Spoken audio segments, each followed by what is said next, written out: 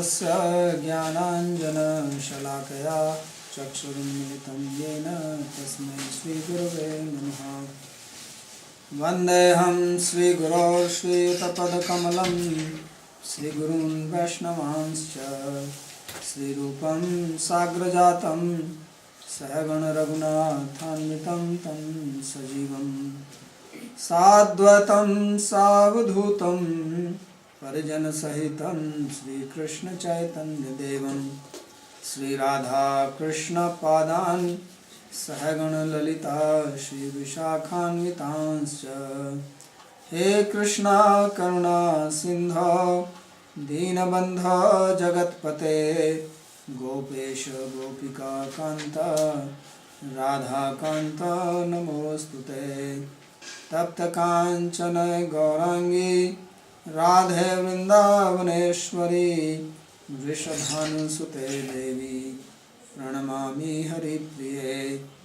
नमो महावदान्याय कृष्णप्रेमप्रदायिने कृष्णाय कृष्णचैतन्य नामिने गौरकृषे नमः। पञ्चतत्त्वात्मकं कृष्णं भक्तरूपस्वरूपकं भक्तावतारं भक्ताख्यं नमामि भक्तशक्तिकं। श्रीकृष्ण चैतन्य प्रभु नित्यानंद श्री अद्वैत गदाधर श्रीवासदि गौर भक्तवृंद। हरे कृष्णा कृष्णा कृष्णा हरे हरे हरे राम राम राम हरे हरे। जन्माद्यस्य तोऽन्वयादितरतश्चार्थेषु भिज्ञस्वराट् तेने ब्रह्म हृदय आदि कवये मुह्यन्ति यत्सूरयः। तेजो वारिमृदां यथा विनिमयो यत्र त्रिसर्गो मृषा धाम्ना स्वेन सदा निरस्तकुहकं सत्यं परं धीमहि। नारायणं नमस्कृत्य नरं चैव नरोत्तमं देवीं सरस्वतीं व्यासं ततो जयमुदीरयेत्। Reading from Srimad Bhagavatam, 4th Canto, chapter 24, beginning from verse number 40. And these are prayers recited by Lord Shiva to Prachetas, instructing them. Because Prachetas, they went to perform austerities after they got order from their father to produce children, and by great fortune they met Lord Shiva. Lord Shiva was very happy to see them. So this is the nature, that when people of similar nature meet, they are happy. Those people who drink, if they meet another person who drinks, they are happy. Those who take drugs, they are happy with other druggers. Musicians are happy with musicians. So similarly, devotees, if they meet devotees, they are very happy. So Lord Shiva, he is a great devotee, and therefore he was very happy to see the Prachetas. And he said that, I am very pleased with you, and for me nobody is more dear than the devotees of the Lord. And it is a symptom of love and affection that when you love somebody, then you want to exchange gifts, or you want to give something. Dadati pratigranati guhyamatpadipachati bhunkte bhojate chaiva sarvridhi priti lakshana. So when there is a loving relationship, then you speak your heart to the person, confidence. You also hear in confidence. You give some gift, you accept gifts. You give some food, you also accept. So Lord Shiva, because he was very pleased to see them, now he wants to give them something very valuable, and that is this Rudra Gita, this song which he sang. And this is a very powerful prayer to the Lord. As we will see that Prachetas, they will attain perfection by reciting this prayer. And we read 7 verses of this, in which Sri Vishwanath Chakravarti Thakur commented that basically what Shiva is doing is he's praying for bhakti, and every verse is a prayer to achieve devotion to the Lord. But during the process, he is praying to the various forms of the Lord for purification of the material elements in our body, so that our mind, our senses, our body, they are purified. And the symptom of purification, because what does it mean, purifying my eyes, purifying my ears? The symptom is that the sense naturally likes to engage in devotion to the Lord. Just as at present our senses are naturally attracted to sense pleasures. Indriyasya indriyasya arthe raga dvesha vyavasthita. Sri Krishna says in Bhagavad Gita that every sense has got his raga and dvesha, his material liking and material dislike. But when the senses get purified, then the liking and disliking is in relationship with the Lord. And you like which is in relationship with the Lord, and you don't like if it is not in relationship with the Lord. That is the meaning of purification. Purification in yoga is different. Purification in yoga is trying to purify from the material element point of view. But purification here in bhakti is from the point of view of devotion. So the senses also naturally become inclined for devotion. So just as we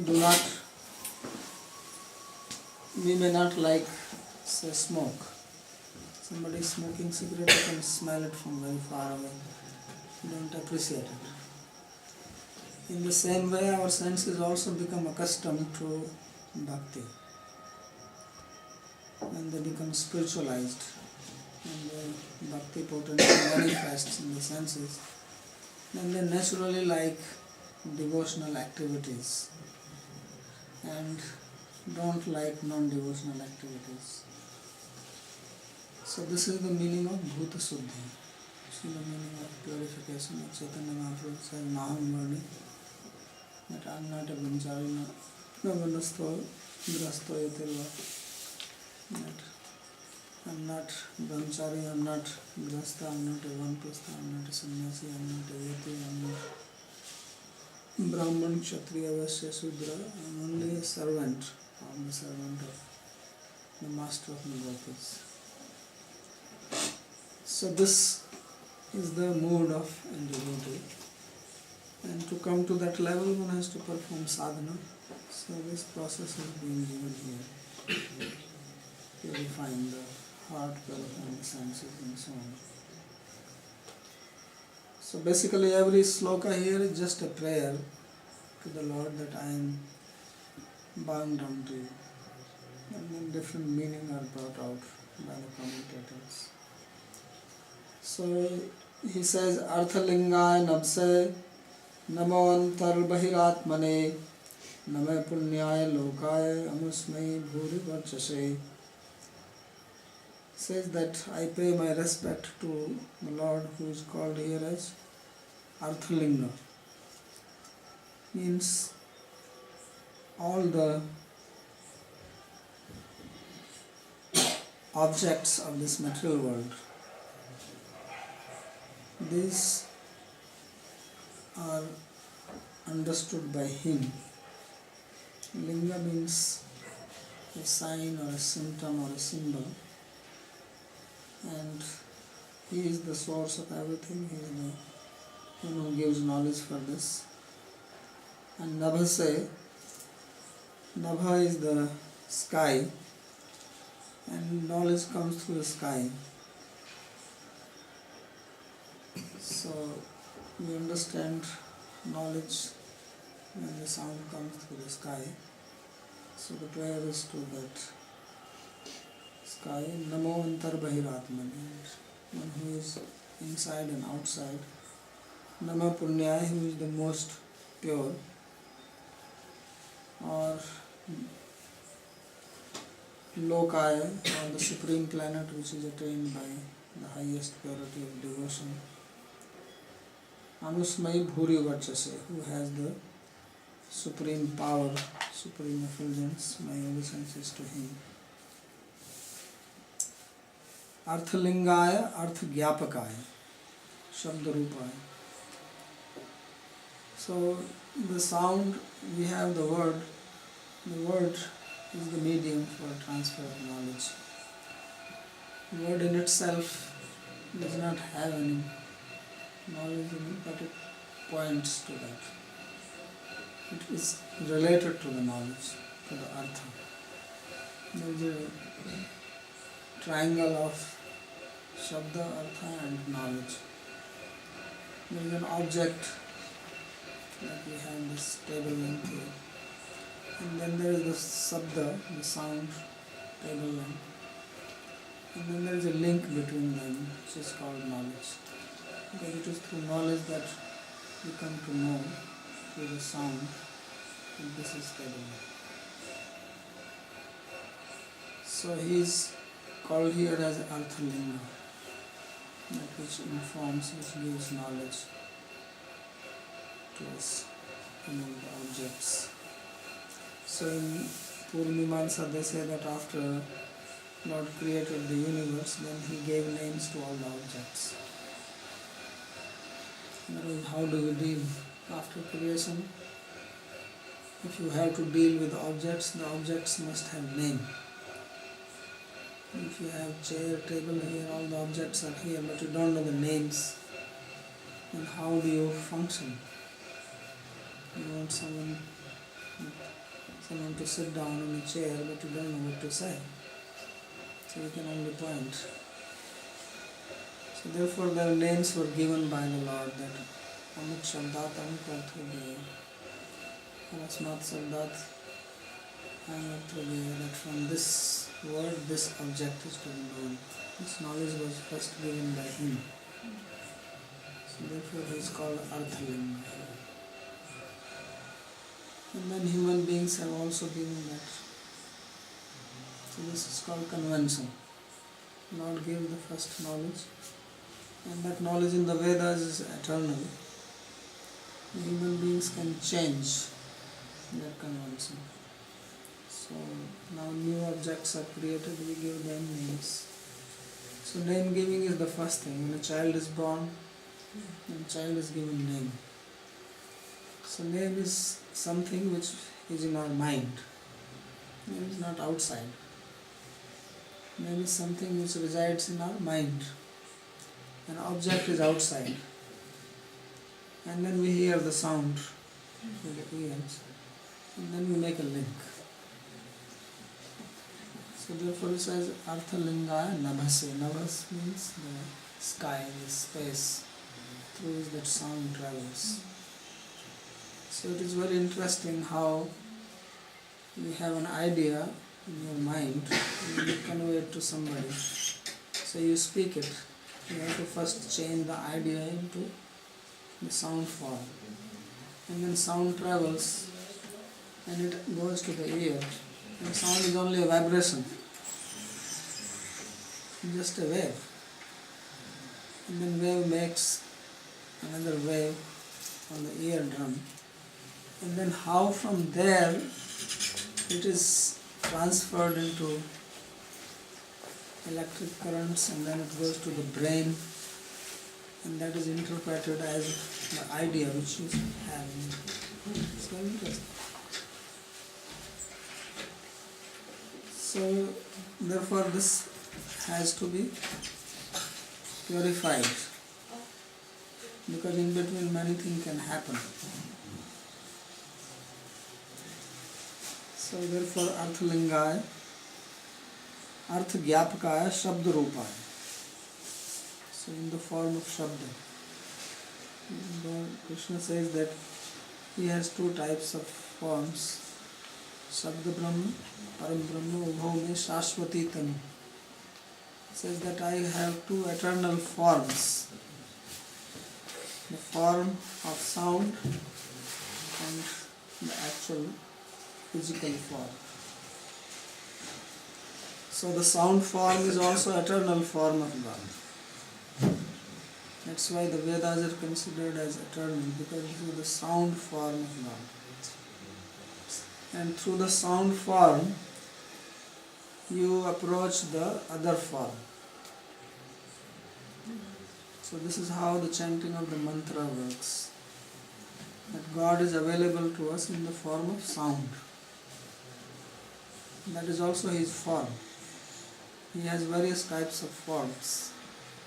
Just as He has this deity form, comes in the form of a vigraha. This is one of His forms.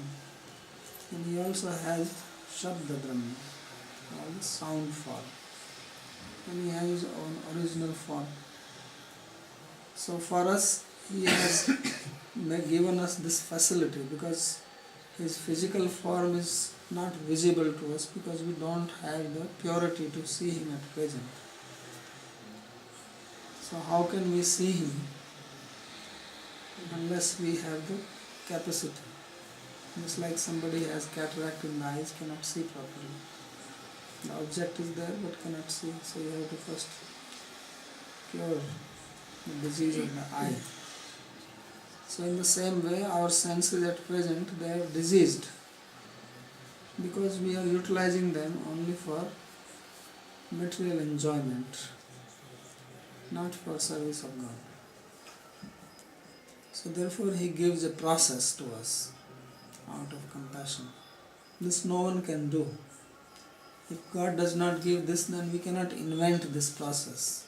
No scientific research can figure it out. They don't even accept God, and they believe in God. What to speak of finding out means to know God and realize God. So therefore God Himself gives this process. And He says that Shabda Brahma, Param Brahma, Ubhau me Shashwati Tanu. And these are my eternal forms, Shabda Brahma and Param Brahma. And Shabda Brahmani Nishnata Param Brahmani Gacchati. When you become expert in Shabda Brahma, then you realize Parabrahma. So therefore this expertise is attained by hearing, by studying and by chanting. And He said that Japtavyam Pavitram Mangalam Param. So this Swadhyaya, or study of the scriptures and the chanting of the mantra, this is the process of approaching the Supreme Lord through Shabda, through the sound. And then the sound, it purifies. Sound has the power, this transcendental sound has the power to purify our heart. So that is what Mahaprabhu said, Cheto Darpan Marjanam Bhav Mahadavagam Nirvatmanam Shreya Kairav Chandrika Vitaranam Vidya Vadhu Jeevanam Ananda Abdhi Vardhanam Pratipadam Punamrita Ashwadam Param Vijayate Sri Krishna Sankirtanam. So he said this kirtan, the singing of the names of the Lord, or like this prayer by Rudra, this is purifying. This cleans the impurity, and impurity is this desire to enjoy separate from God. Enjoyment, no problem. But to think that you are the supreme enjoyer and there is no God, that is the problem. So many people, most people think like that. Most people even think that they are God, because they are trying to imitate God. So this impurity is removed, has to be removed. Because when you have the wrong concept, then there is no enjoyment, there is only suffering. So just as if there is impurity in the food, we get sick, we get disease. When there is impurity in our knowledge and our understanding, then we become mentally sick. And as disease means suffering. It gives you uneasiness, that's why it's called disease. Dis-ease. It disconnects you from the ease. Makes you uneasy. So that also happens when we have improper knowledge, we have ignorance. So ignorance is the root cause of the suffering, avidya. Avidya smita raga dvesha agnivesh panchaklesha. In the Yoga Sutra, avidya is described as the source of all kleshas, all the suffering, all the problems. So that avidya is removed by knowledge. That's why prayer to Arthalingaya Navas. That you get proper understanding. Navase Akashaya cha Namah. Antar Bahir Atmane Namah. Antar Bahishcha Tat Sarvam Vyapya Narayana Sthita iti Shrute. So, Lord is inside and He is outside. It's very interesting that God is inside, God is outside, and that we don't see Him. Isn't it amazing? That He is everywhere and yet we don't see Him. So how much ignorance we have. We are blinded by ignorance. Ajnana timirandhasya. This ignorance has made us completely lose the vision of reality. We have lost the vision of reality. So we are groping in darkness and thinking we will be happy. So this is the belief of people that they can be happy without proper vision. So that is not possible. So Lord is situated inside, He is situated outside, yet we don't see Him. So first we accept this fact and we begin praying to Him. Therefore He says, Antar Bahir Atmane Namah. So Narayana is everywhere. Narayana, that's why He is called Narayana. Narayana means who is into everything. Ayana means place of sitting. So He is in everything, in all the elements. And Krishna also says, Yomam pashyati sarvatra sarvam cha mai pashyati tasyaham na paranshami sacha me na paransyati. Says, one who sees me everywhere. So that is one stage, to see Him everywhere, and another stage is to see Him nowhere. People don't realize God at all. So He says, one who sees me everywhere and sees everything is in me. Everything is existing in God. Everything is within God. We are all inside God. This is what is showed to Mother Yashoda.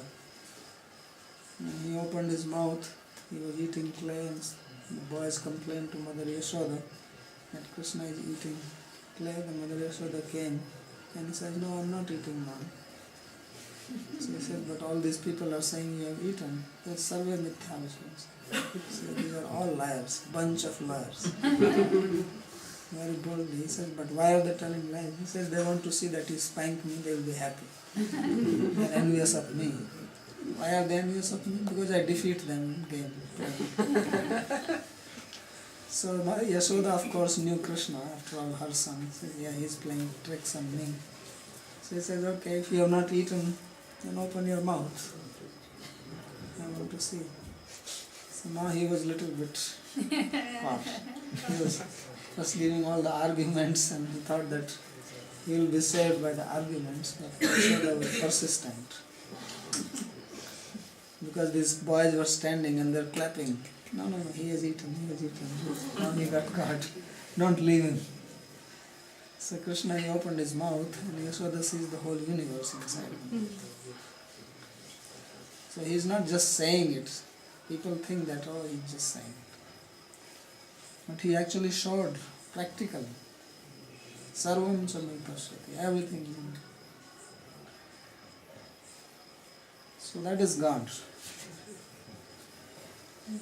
So one who sees this, then he says that Tasyaham na pranashyami. For such a person I am never lost. Because how can you lose God? He is everywhere. So we are in anxiety, we live in stress because we don't believe in God. If we believe that everything is in God, everything is an arrangement of God, then we will never be in anxiety. No stress. In this stage, everybody has their role to play, and everybody is playing their role. So why get into anxiety? You know that behind everything is Krishna. It is Krishna's play going on. So therefore he says, Tasyaham na pranashyami. For such a person, I am never lost. And not only that, he says, Sajamena pranashyati. He is not lost to me. Means Krishna is also aware of such a person. When we think of Krishna, he also thinks of us. He reciprocates. We read in Mahabharata story that when battle of Kurukshetra was over, Krishna was still staying with the Pandavas. And then one day, he did not come to the assembly in the morning, and Yudhishthira was waiting. They were waiting for breakfast maybe. So he did not come for the breakfast table. So he said, why? What is wrong? Is he having some health problem, or did he went to bed late? So he went to see him. And when he went to see him, his room was open, and he saw that Krishna was sitting with closed eyes and he was meditating. So Yudhishthira was very intrigued that he is meditating, everybody meditates on him. Whom is he meditating? So after some time he opened his eyes and then he saw Yudhishthira and he said, oh, when did you come? He said, I came long ago, I am just waiting for you. So he said, you should have called me. He said, no, I didn't want to disturb your meditation. But my question is that, on whom were you meditating? So he said, I was meditating on Bhishma because he is meditating on me. Because Bhishma was lying down in the battlefield on the bed of arrows. He was not dead and he was thinking of Krishna. So Krishna was thinking of him. So therefore he says that such a person is never lost to me. So when we take Krishna's name, Krishna actually listens this. Don't think that he is not listening. He listens if we say it with love and affection. He hears it. But if we are just chanting mechanically, then he also looks mechanically. Like camera. And this camera you fit, so the cameras don't have emotions, although they are looking at you. So then he becomes like that. Otherwise, his heart is with the devotee. He says that I don't know anything else but my devotees. Madanyate na janati naham tebhyo manavati. These words are not just words, it's a fact. He is so much in love with his devotees that he forgets everything else. Completely.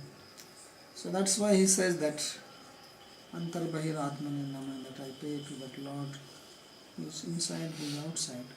So this should make us happy to know that he is everywhere, he is always with me. Then we cannot be in distress under any circumstances, no matter what.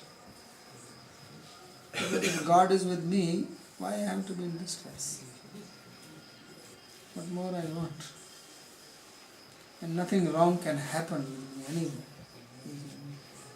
Whatever is happening is His grace. So to see the grace of the Lord in everything, that is devotee's mood. Tatte anukampam susamikshamaana bhunjanaye atmakritam vipaka. Brahma, this is his instruction. He says, Tatte anukampam susamikshamaana, that to see your anukampa, your anukros, as we read this word, anukampa is another word, your grace. Susamikshamaana means seeing it very minutely, even when it doesn't seem to be grace. Something terrible is happening to you, but still you see this as a grace of the Lord. Bhunjana eva atma kritam vipakam. And whatever is coming to you, just take it, okay, some of my karma. But seeing that, then it is by the grace of the Lord. So anyone who thinks like this, such a person is liberated. So that is the meaning when Krishna says, Yomam pashyati sarvatra sarvam cha me pashyati iti smritescha sarvasya antarbahishcha atma swarupam yasya tasmai nam. I pay my respects to that Lord who is inside and outside of everyone. Punyaya yatra tapo vrata danadi rupa anusmai lokaya punya sadhyaya janam. And he is the supreme piety or personification of all pious activities, whether they are penance, fasting, charity, anything else. And the abode of the Lord, which is attained by performing devotion, I pay obeisances to that. Bhuri varchase vipul jnanaya. So he has this supreme knowledge. To him I pay my respect. Jiva rupaya cha yatha prakashyateka kritsnam lokam ima bradi kshetram kshetri tatha kritsnam prakashyati bharate. So he is the one who enlightens this whole body. Varchas also means glow or light. So he said, just as the sun is giving light to us in this planet, like that the light in this body, it comes from the Lord. So respect to that. Then he further prays, Pravrittaya nivrittaya pitri devaya karmane namo dharma vipakaya mrityave dukhadaya cha. This is very interesting prayer, very interesting names. He says that he is Pravrittaya, or there are two types of activities described in the Shastra, Pravritti and Nivritti, to engage in the pious activities, religious activities, and Nivritti means to give up, renounce. So he is both. He is the propagator of Pravritti Marg, or marg of action, and Nivritti or renunciation, and the karma, and Pitri Deva. When you perform all this Pravritti, then you go to Pitri Loka. It's something related with the Purvamimamsa or the Vedas. There are two parts of the Mimamsa, Purvamimamsa and Uttarmimamsa. Purvamimamsa says that you should perform the sacrifices, charities, pious activities, then you will go to heaven. You can go and live in a planet called Pitri Loka. You can meet your forefathers there if you like, if you may not like, and live with them happily. So previously people used to live in joint families and there was a great family attachment. Now it is not there. Now I don't want to live with their parents and parents don't want to live with the children. But previously the parents wanted to be with the children and children wanted to be with the parents. And they wanted to be together even after death. There was so much love and affection. Now these things are only stories. But once upon a time people were like that. Now as time is passing, as technology is advancing, everybody is becoming more and more independent. Because previously people could not live independently. It was also a need. One could not survive alone. Now science has produced so many things that you can do many things with the machine. So you don't need human beings. So human beings have been replaced by machines. So then why live with human beings? You live with machines, right? And then have a pet. So that is the psychology why people have pets. Because they are living with machines, but machines don't talk. So then you have a pet. Because that need for exchange is there. So even if the dog is wagging the tail, this is good enough. Machine is not doing that. Because now they are making robots who can also sense your emotions when you speak. But previously all these things did not exist, so people lived in close-knit families and they became very intimate and affectionate and attached to each other. And they want to live together after death also. So therefore then there is a planet created by God, it's called Pitriloka. So these people of Purmimansa, they have this idea that if you lead a pious life like this, then you go and live in the Pitriloka. Where there is a nice arrangement. It's neither too hot nor too cold. So you don't have to heat your house and you don't have to air condition it. It's like perfect. And usually there are no allergies, there are no dust, and no cough, cold, asthma, these high cholesterol. These types of problems don't exist there. So you live nicely. And after living there for a certain period, then you again come down and again engage in pious activities and again go there. So you do that.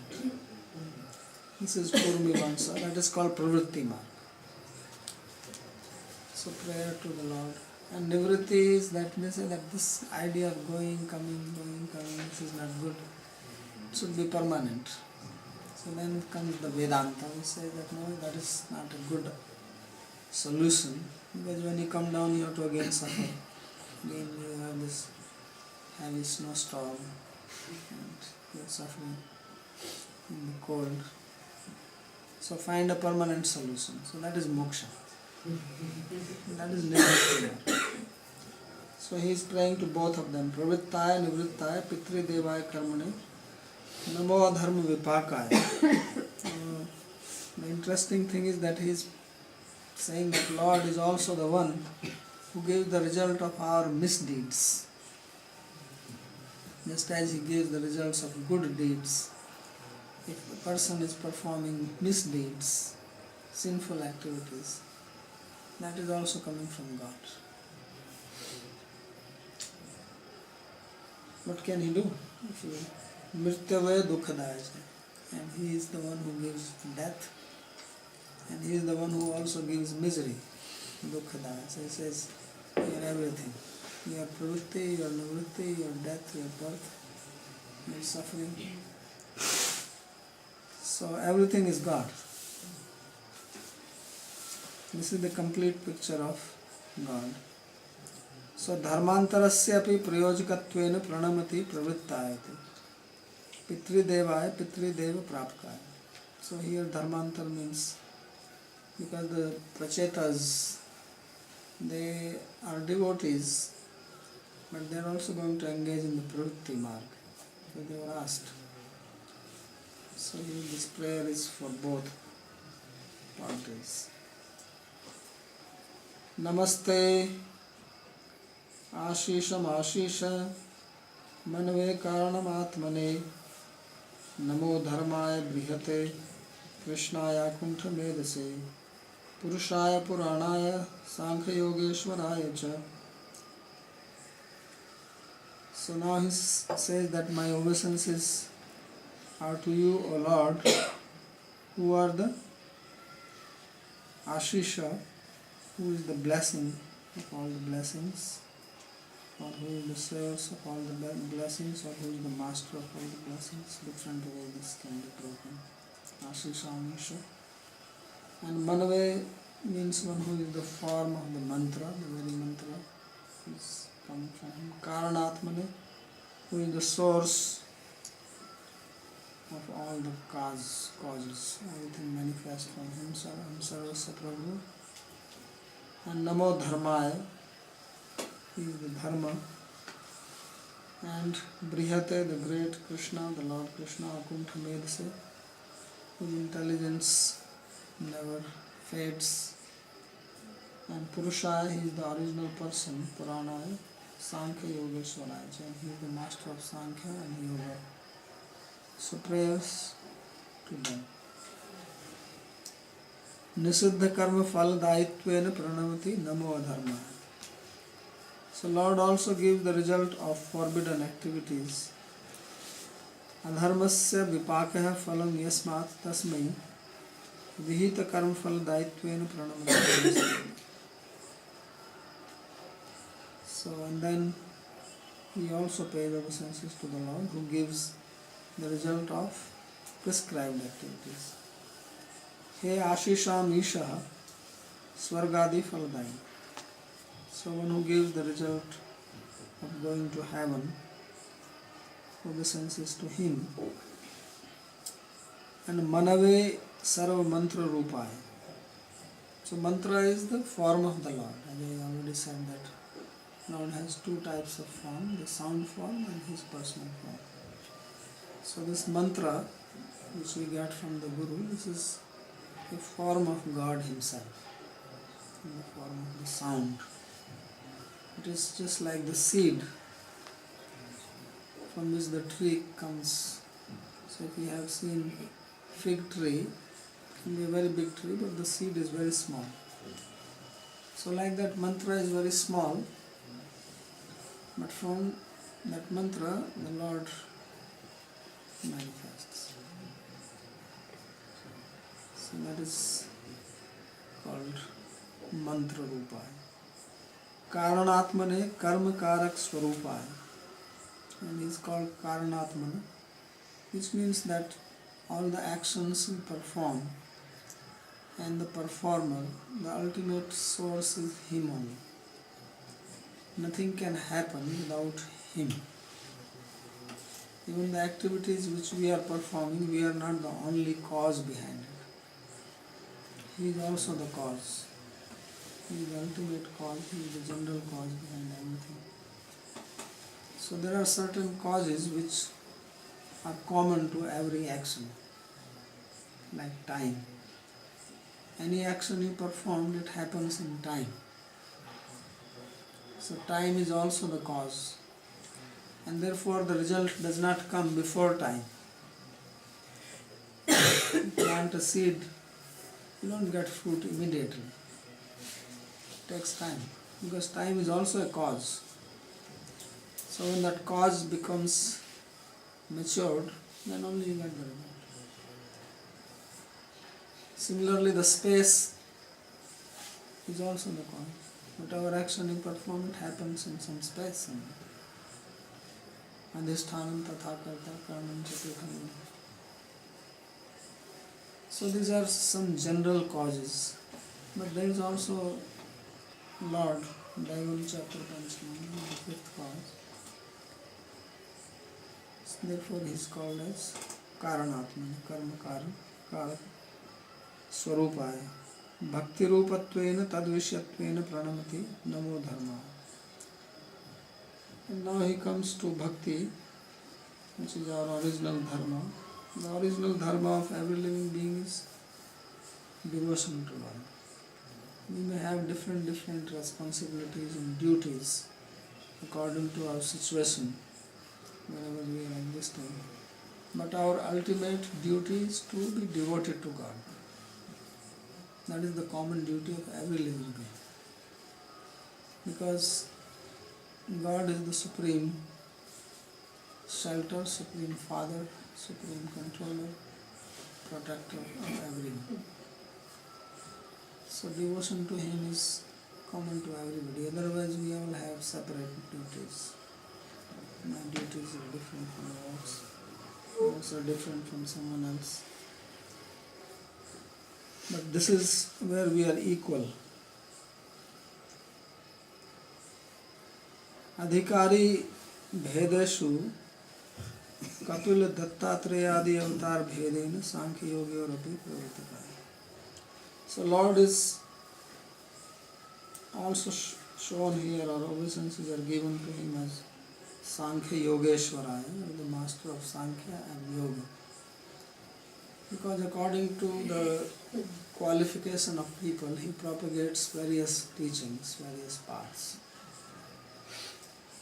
So, for some people, maybe yoga is suitable, so then, or at particular time, yoga is more conducive, and Lord comes Himself and teaches yoga. But some He comes and teaches Sankhya or Purnima. So ultimately everybody has the duty to engage in devotion, but in the beginning stage one may be more inclined for some other processes. So he says that my obeisances are to Sankhya and Yogeshwara. Master, he refers here as Kapila and Dattatreya. So Kapila is the teacher of Sankhya philosophy. We studied that earlier. Dattatreya is yogi. His instructions will come later on. In the 11th Canto, he spoke to King Yadu and in Avdhuta. In the Avdhut Gita, in the 11th Canto of Bhagavad Puran, there is Avdhut Gita that is spoken by Dattatreya, King Yadu. So respect is also given to them because they are propagating this philosophy. And Krishna Akunta Vedsaiti, so ultimate obeisance is to Krishna, who is the supreme absolute reality, and he is Akunta Medsa. Meda is the power to retain knowledge. We learn things, we understand things, then we forget. So Meda is that which retains it. So Krishna is called Akunta Medha, means whose retaining power is never lost. We lose our power. In old age, don't retain much. Right? So he is not like that. So this is prayer to him so that we can also be like that. At least we retain what is necessary for bhakti. So these are the prayers, and these prayers will continue. Now actually he comes and he will pray to the form. He will describe the particular form of the Lord, how his form is very beautiful, his limbs, and prayer how to see that form. It will read tomorrow. If you have any questions on this, we can. Oh, this is still on the topic of Bhutta Shuddhi? Yes, but now he will. Bhutta Shuddhi is almost over. I mean, up till now. So, this is according to the commentators? Or it's mentioned in the text itself? It's according to Sri Vishnu Chakravarti. So, I assume by Bhutta Shuddhi here, he's meaning all the tattvas that Yes. form part of Sankhya. Right. Because yesterday the discussion was on the various components of the psyche. Yeah, according to the Sankhya. Mhm. So everything inside, everything outside, It's to purify. everything has to be purified, and the essential purification is through sound, through hearing. Right. Because without hearing, we can't have the proper conception in relation to the internal and external space. Yeah, that's why Krishna says in Bhagavad Gita, Nahi jnanena sadrisham pavitram iha vidyate. That there is nothing more purifying than this transcendental knowledge. Because impurity, as we were saying, is basically ignorance. That is the root cause of all problems. And that ignorance manifests in so many ways. It also has its variety. Because ignorance does not mean lack of knowledge. If it was lack of knowledge, then it will be only of one type. But ignorance also has variety. Because ignorance means improper knowledge. And because it is improper, then that improper can be of many types. The proper knowledge is only of one type. If we say 2 plus 2, the proper answer is only 1. 2 plus 2 is 4. But wrong answer can be many. 4.1, 4.2, 4.3, 3.9, anything. So therefore ignorance has a big field. Because we see that all different spiritual paths have their sadhanas, their methods of purification, we can say. And even within the Bhakti field itself, even within Gaudiya Vaishnavism for that matter, every group is doing the same set of activities. Every group is doing chanting the name, hearing, doing some worship, but unless the proper conception is there, then the same degree of purification will not be there. This proper conception is very important. That's why there's all this literature and commentary and explanation being given.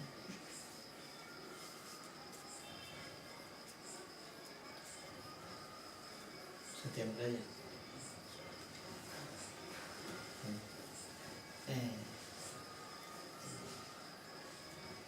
Cuando uno, ve más, está más purificado y ve más, Satyanarayana ponía el ejemplo de que uno fumando le molesta desde lejos. ¿Hasta qué punto tenemos que ser tolerantes con la gente que de alguna manera no nos comprende? No entendí bien. La pregunta es, él hablaba de que nos molestan algunas cosas que hace el resto. Cuando uno está más purificado ve más, en una sábana blanca ve una mota, desde lejos si hay muchas motas no se ven. ¿Hasta qué punto, un devoto tiene que ser tolerante con el resto que no lo es?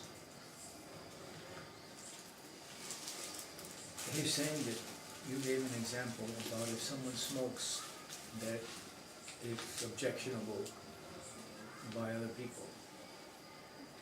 And so he says that if a person who is pure, then he sees impurities in others. So something he's not so clear to me, but he's asking about up until what point should one tolerate the imperfections in others. Well, it depends on the situation. Because you have to see whether you have any authority to not tolerate. Or if you have any jurisdiction or any power to correct others. If you have, you can do that, but if you don't have, you have to only tolerate. What else can you do?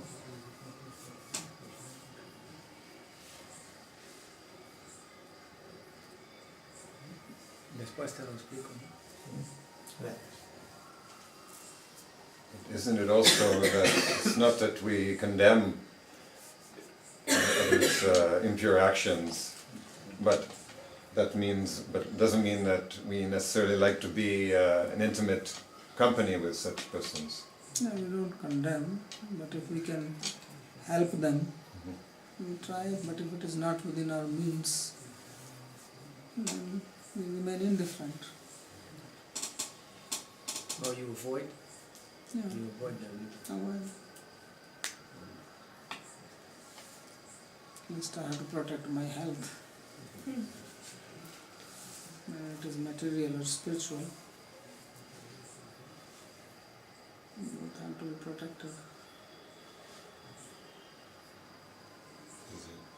We don't become envious of them, we are not upset or angry. Because we know that whoever is acting, whatever they are doing in ignorance. So if we can help them by informing, by educating, it is good, but sometimes it's not possible. It's not necessary that you are right and the other is wrong and he will accept it. And the story of the monkey and the bird. It was raining heavily, so the bird is sitting inside her nest and the monkey is sitting on the tree and shivering. So the bird told to the monkey that you have hands, why don't you make some shelter for yourself? You don't even have hands, you only have beak and look, you have hands. So monkey got so angry. When the rain stopped, he came down and he took the nest and he said, you little bird, you dare to give me instruction? Took the nest and tore it into pieces and threw it away. So you also have to see whether the other person is willing to take an instruction or not, otherwise you cause damage to yourself. So Updesho hi murkhanam prakopayana shantai payopanam hi bhujanganam kevalam vishvardhanam. And if you give instruction to a foolish person, it will only agitate the mind of this person, not make him better or peaceful. Just as if you give milk to a snake, it only increases his poison, which is dangerous for you.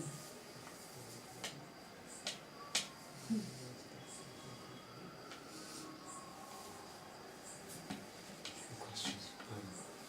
Is it not also said that when you see the negative qualities in others, they're also somehow projections of your own negative qualities, and until you've transcended the material world or seen the unity that we all have, and therefore can pass judgment from a real place of knowing that you shouldn't, that you should tolerate, avoid, but tolerate, and not, say anything until you can really know how to teach, like you said in the story, that we should not say anything because it will harm us, and you can't be a foolish person until you're really in a place where you can be. That's why I earlier said that you have to see your own situation first. What is your own authority, or jurisdiction, or power, or status? Whether you are really qualified for changing others or not. So that has to be seen. On this topic of, say, if I see a defect, it means it's present within me. Is this accurate? In other words, if I'm saying I may not be a thief, but I see someone is stealing, does it necessarily mean that I'm a thief? Not necessary. It's not always a principle.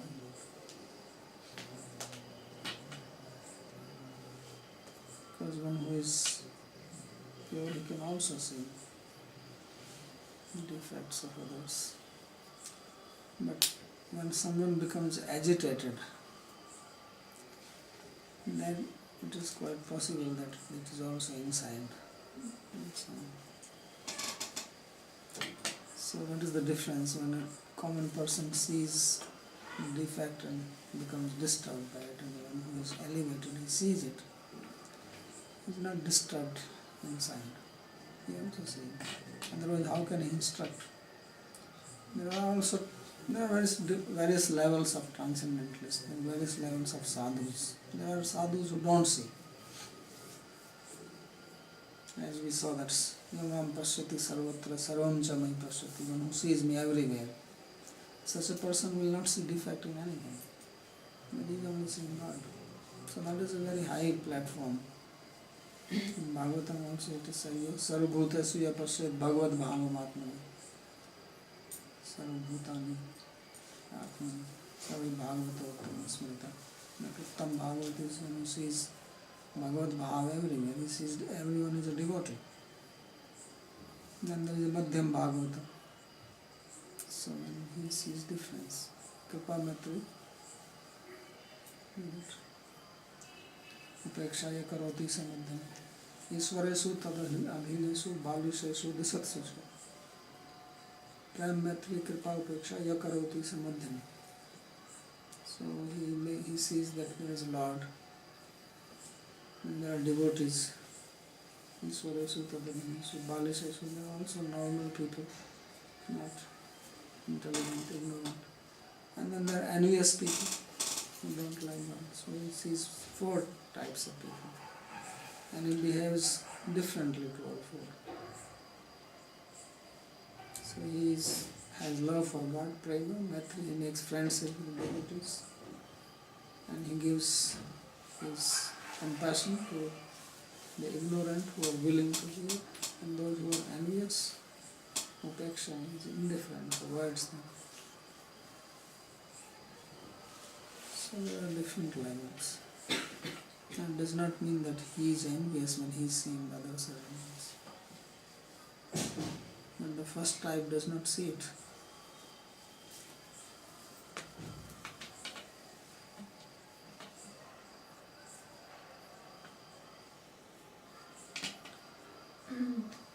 About this ability to hold, that you say that there's a word that you say in Sanskrit, Meda. Meda, that means that the ability to keep the knowledge, to hold it. And so this, my question is, if somebody, let's say, doesn't have this ability, Then you have to soak almonds, water, and eat it. make a paste, and drink it with milk, cow's milk, fresh cow milk, then you will get meda. No, Meda is memory, basically. Yes. And it is You very have much some other important. Take ashwagandha. hmm? Take ashwagandha. Ashwagandha and Namorika tablet from I mean, everybody has a different ability to hold. yes. If somebody recognizes that he has very little, can be a problem for the devotion, or? Well, it helps to understand, obviously. There's nothing inside. How you will understand? I mean, just all the things that are related to Bhakti. Yeah, for Bhakti also some qualification is needed. Has to be there.